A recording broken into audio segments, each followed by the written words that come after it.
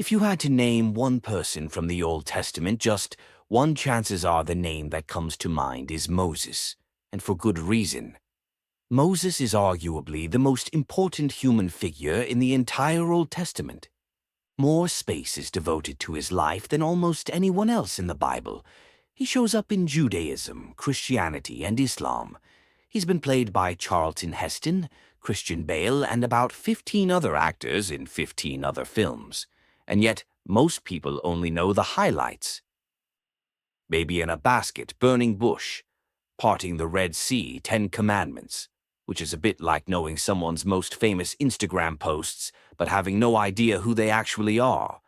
Because the full story of Moses is one of the most extraordinary, complicated, and genuinely human stories in the entire Bible. Let's actually tell it. To understand Moses, you have to understand the situation he was born into. Because it was bad. Remember Abraham from episode 012. God made a covenant, a binding promise with Abraham, that his descendants would become a great nation, that they would be God's people and he would be their God. Abraham had Isaac, Isaac had Jacob, Jacob had 12 sons, and those 12 sons became the 12 tribes of Israel. And for a while things were okay. Jacob's family ended up in Egypt, long story. Involves one of the sons, Joseph, a coat, some jealousy, and a pit, and they were welcomed there. But that was generations ago. By the time Moses is born, everything has changed. The Israelites, the descendants of Abraham, have been in Egypt for over 400 years, and somewhere along the way they went from welcome guests to slaves. Forced labor, brutal conditions, building cities for Pharaoh under the Egyptian sun with no pay, no rights, no way out. And then Pharaoh, worried about how fast the Israelite population is growing, makes it worse. He issues an order. Every Hebrew baby boy born from this point forward is to be thrown into the Nile and drowned.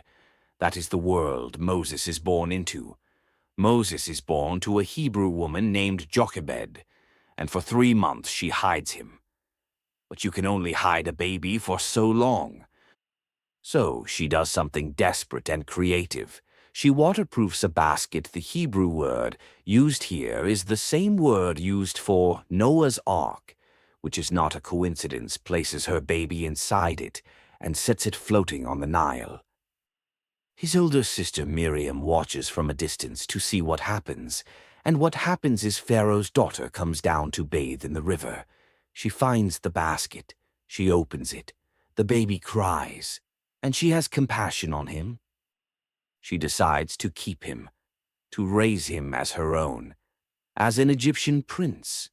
And here's the detail that makes this story almost funny. Iturium, watching from the riverbank, seizes the moment. She approaches Pharaoh's daughter and says, "Would you like me to find a Hebrew woman to nurse the baby for you?" And Pharaoh's daughter says yes. So Miriam goes and gets Jochebed, Moses' own mother, who gets paid by Pharaoh's household to nurse her own son. The very Pharaoh who ordered Hebrew babies drowned is now funding the upbringing of the man who will one day lead them all to freedom. The irony is almost too much. Moses grows up in the palace, educated, privileged, an Egyptian prince in every outward sense, but he knows, or comes to know, that he is Hebrew. And then Moses does something that derails everything. One day he sees an Egyptian beating a Hebrew slave. He looks around. He thinks nobody is watching.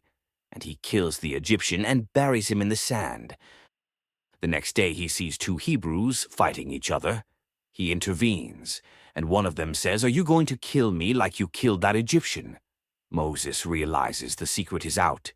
And then Pharaoh hears about it and tries to have Moses executed. So Moses runs, the prince of Egypt, suddenly a fugitive, fleeing into the desert of Midian with nothing. He ends up sitting by a well. 7 sisters come to water their father's flocks, and some local shepherds try to drive them away. Moses stands up, because apparently this is just who he is, someone who can't watch injustice without doing something about it, and defends them. The sister's father, a man named Jethro, invites Moses to stay. Moses ends up marrying one of the daughters, a woman named Zipporah. He settles in, becomes a shepherd. The prince of Egypt is now a shepherd in the desert. For 40 years, think about that. Moses is 80 years old before the part of the story everyone knows actually begins. 40 years in the palace, 40 years in the desert. A man shaped by two completely different worlds, belonging fully to neither, which turns out to be exactly the preparation he needed. One day, Moses is out with the flock near a mountain called Horeb, also called Sinai, and he sees something strange, a bush that is on fire but not burning up. He goes closer to look, and then a voice speaks from the bush. "Take off your sandals, the ground you're standing on is holy. I am the God of Abraham, Isaac, and Jacob." Moses hides his face because he's afraid to look at God. And then God tells him, "I have seen the suffering of my people in Egypt. I have heard them crying out. I know their pain, and I am sending you to bring them out." And Moses, and this is one of the most relatable moments in the entire Bible, immediately starts making excuses. "Who am I to do this? What if they don't believe me? I'm not a good speaker, I'm slow of speech. Please send someone else." This is the man who at 40 killed an Egyptian with his bare hands and buried him in the sand. Now at 80, he's arguing with God about whether he's the right person for the job. God patiently answers every excuse.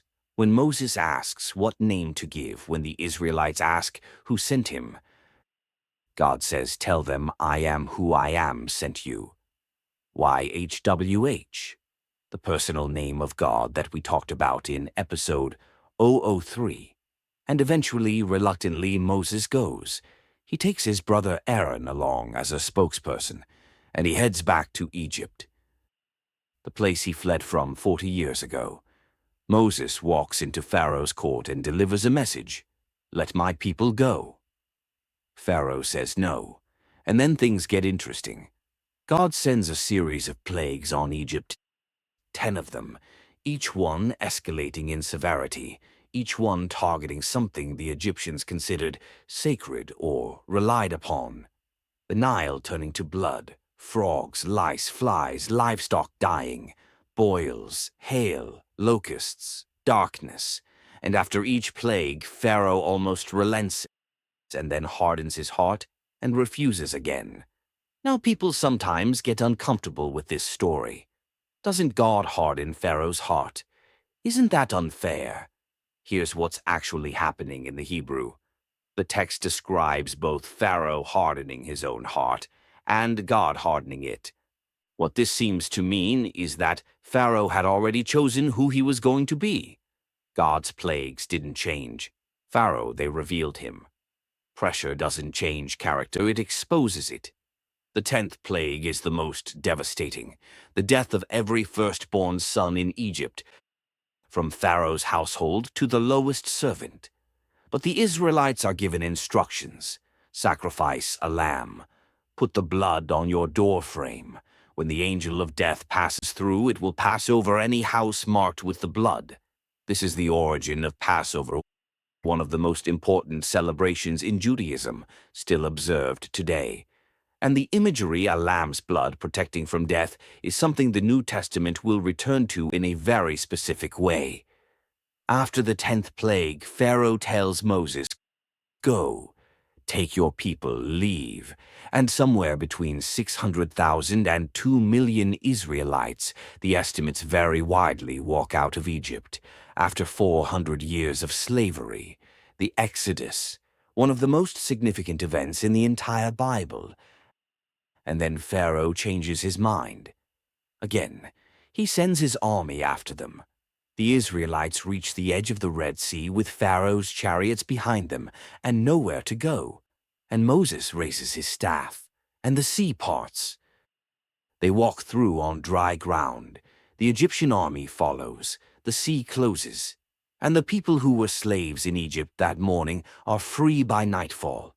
But freedom turns out to be complicated.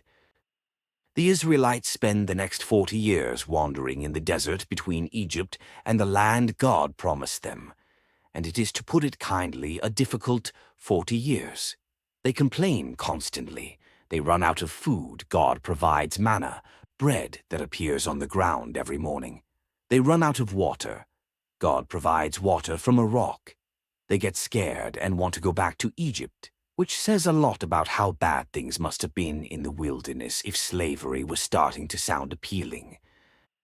And then they get to Mount Sinai, and this is where Moses goes up the mountain and comes back with the 10 Commandments. Most people know this part.